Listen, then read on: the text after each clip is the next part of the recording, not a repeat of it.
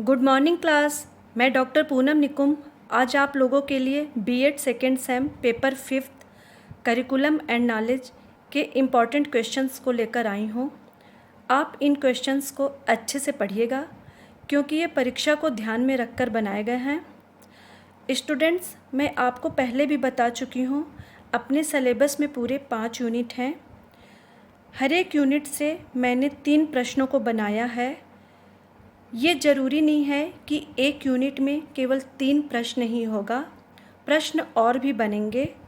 आप पढ़ते समय, परीक्षा के समय पूरे सिलेबस को पढ़िएगा, इन प्रश्नों को और अच्छे से पढ़ लीजिएगा। आपको अगर ये वीडियो पसंद आएगा तो आप इसे लाइक करें, सब्सक्राइब करें तथा डाउट होने से कमेंट सेक्शन में जाकर आप हमें कमेंट्स करेंगे। अब क्वेश्चन शुरू करते हैं। हमारा क्वेश्चन नंबर 1 है, पाठ्यक्रम से आप क्या समझते हैं? पाठ्यक्रम निर्माण के सिद्धांतों को समझाइए। What do you mean by curriculum? Explain the principles of curriculum construction. Question number 2 है, पाठ्यक्रम को परिभाषित कीजिए, पाठ्यक्रम की आवश्यकता को समझाइए तथा पाठ्यक्रम के उद्देश्यों का वर्णन कीजिए। Define curriculum, explain the need of curriculum, describe the objective of curriculum. Question number 3 है, पाठ्यचर्या एवं संस्कृति के संबंधों को स्पष्ट कीजिए। भारतीय परिप्रेक्ष्य में पाठ्यचर्या के क्रियान्वयन में कौन कौन सी बाधाएं उत्पन्न हो रही हैं। Explain the relation between culture and curriculum. What barriers in front of execution of curriculum in Indian context? ये यूनिट 1 का हमारा 3 क्वेश्चन है।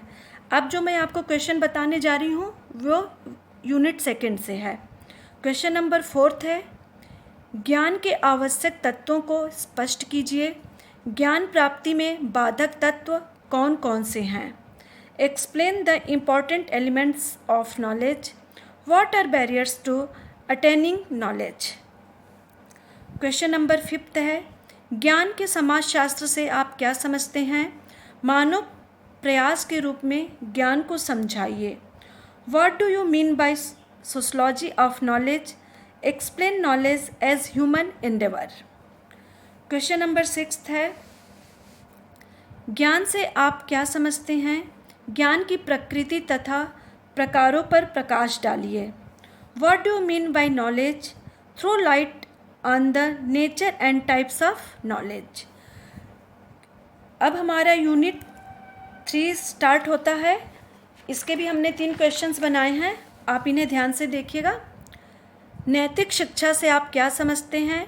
नैतिक शिक्षा को पाठ्यक्रम का अंग बनाना क्यों आवश्यक है। What do you mean by moral education? What is the essential to introduce moral education as a part of curriculum? Question number 8 है, मूल्य से आप क्या समझते हैं? मूल्यों के स्रोत क्या हैं? मूल्य विकास में शिक्षक की भूमिका को स्पष्ट कीजिए। What do you mean by value? What are the sources of values? Explain the role of teacher in value development. Question number 9 है, स्टूडेंट्स, मैं आपको ये बताना चाहूँगी कि इन प्रश्नों में हमें शॉर्ट नोट भी लिखने के लिए आता है। यहाँ पर मैं आपको 3 शॉर्ट नोट दे रही हूँ। अब एग्जाम्स में हो सके आपको राइट ओनली 2 शॉर्ट नोट्स या जितना भी पूछा जाए आपको उसका आंसर लिखना होगा। तो देखिए, क्वेश्चन नंबर 9 है, टिप्पणी लिखिए।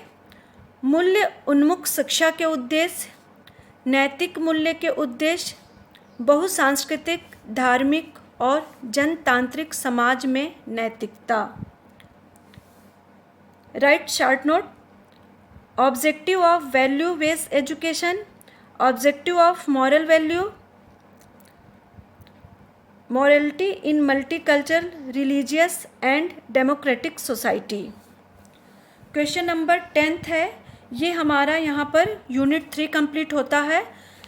Question number 10th, 11th, 12th ये हमारा यूनिट 4 है। यूनिट 4 में हमारा फर्स्ट क्वेश्चन है, गांधी जी की बुनियादी शिक्षा से आप क्या समझते हैं? नवीन औद्योगिक कार्य को पारस्परिक शिल्पकला से कैसे जोड़ेंगे? What is Gandhian basic education? How can you substitute traditional crafts with modern industrial work? Question number 11 है, टिप्पणी लिखें। इसमें भी हमारे 3 टिप्पणी हैं। व्यावसायिक शिक्षा, कार्य का पाठ्यक्रम में स्थान, समाजोपयोगी उत्पादक कार्य। Right short note, vocational education, the place of work in curriculum, socially useful productive work. Question number 12 है, व्यावसायिक शिक्षा के समक्ष उत्पन्न होने वाली बाधाओं को कैसे दूर किया जा सकता है? How can you remove barriers arising in front of vocational education. हमारे यूनिट 5th के 3 क्वेश्चन हैं, क्वेश्चन नंबर 13, क्वेश्चन नंबर 14 और क्वेश्चन नंबर 15। अब हम क्वेश्चन नंबर 13 पे नज़र डालते हैं। पाठ्यचर्या दस्तावेजों में व्यक्ति एवं समाज के प्रति दृष्टिकोण को स्पष्ट कीजिए। Explain the visioning human being and just society in curriculum documents. Question number 14 है, आकलन एवं मूल्यांकन से आप क्या समझते हैं? पाठ्यचर्या दस्तावेजों में आकलन एवं मूल्यांकन की भूमिका को स्पष्ट कीजिए। What do you mean by assessment and evaluation?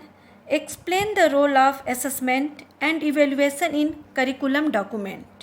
हमारा लास्ट क्वेश्चन है नंबर 15, पाठ्यक्रम के दस्तावेजों के पुनरावलोकन के निर्मित प्रारूप को स्पष्ट कीजिए। Explain the frameworks for reviewing curriculum documents. Students, इस तरह से हम लोग देखते हैं कि हमारा 5 यूनिट यहाँ पे कंप्लीट हो गया है। आपको एक बार मैं फिर बताना चाहूँगी, आप पूरे सिलेबस को पढ़िएगा और इन प्रश्नों को अच्छे से पढ़ लीजिएगा। मुझे उम्मीद है आप लोगों को ये वीडियो पसंद आएगा। पसंद आने से आप हमारे वीडियो को लाइक कीजिए, सब्सक्राइब कीजिए, कमेंट्स कीजिए, ताकि आपको जो भी डाउट हो कमेंट सेक्शन में जाकर आप कमेंट्स करेंगे तो मैं आपके प्रॉब्लम को सॉल्व कर सकूँगी। धन्यवाद।